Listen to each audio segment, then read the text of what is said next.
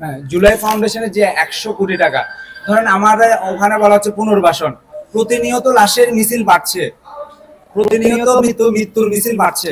আমি যদি ওই লাশের ওই ফ্যামিলিকে জিজ্ঞেস করা হয়, তাদের কোনো খোঁজ খবরই নেওয়া হয় না, খোঁজ খবরই নেওয়া হয় না। জাস্ট দুই একজন, আপনারা ইয়ামিনকে দেখছেন না, যে ছেলেটাকে পুলিশের ইয়ার উপর থেকে ফেলে দিছে, ওই ফ্যামিলিটার খবর জানেন?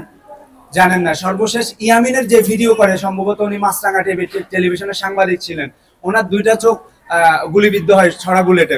এখন পর্যন্ত আমি সরকারি কোনো এক পয়সা পাই নাই। আর আমি যতটুকু জানি, সরকার এখন পর্যন্ত কোনো ধরনের কাউকে ওভাবে টাকা দেয় না অফিসিয়ালি। আর বিভিন্ন সরকারি হসপিটালগুলোর যে পরিস্থিতি, এই যে ডোনেশন করে না মানুষ, যে সমাজসেবা অধিদপ্তর আছে, ওখানে গিয়ে মানুষ ডোনেশন করে, ওই ডোনেশনের টাকা দিয়ে চিকিৎসা হচ্ছে। সরকার যে ফ্রি চিকিৎসার একটা, এটা এক ধরনের অসম্মান করতেছে, অবজ্ঞা করতেছে, অবহেলা করে। আমি এই শব্দের তীব্র প্রতিবাদ জানাই। এখন পর্যন্ত আমার ইন্টিম গভর্নমেন্ট ওই জায়গা থেকে কোনোভাবে, আর যে জুলাই ফাউন্ডেশন, ওই জুলাই ফাউন্ডেশন থেকে হয়তো আমাদের শহীদ ভাইদের ফ্যামিলির একটা আমি নিউজ দেখছি দেশ টিভিতে, যে একটা ফ্যামিলিকে 5 লক্ষ টাকার একটা চেক হস্তান্তর করছে স্নিগ্ধ।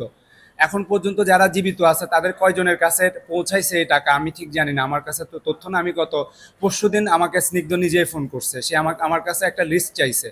এখন আমি কি গভর্নমেন্ট নাকি, সে আমার কাছে কেন লিস্ট চাই আমি সেটা জানি না। সে কিন্তু আন্তরিকতা থেকে চাইছে, সেটা আমি বুঝতে পারছি, যে সে আমাকে চিনতে পারছে, বা আমাকে আমার সাথে যারা আছে তাদের একটা লিস্ট চাইছে। আমি আমার বক্তব্য হচ্ছে, আমার থেকে কেন লিস্ট চাইবে? রাষ্ট্র আছে, গভর্নমেন্ট আছে, যারা কাজ করতেছে তাদের থেকে লিস্ট চাইবে, তারা করবে।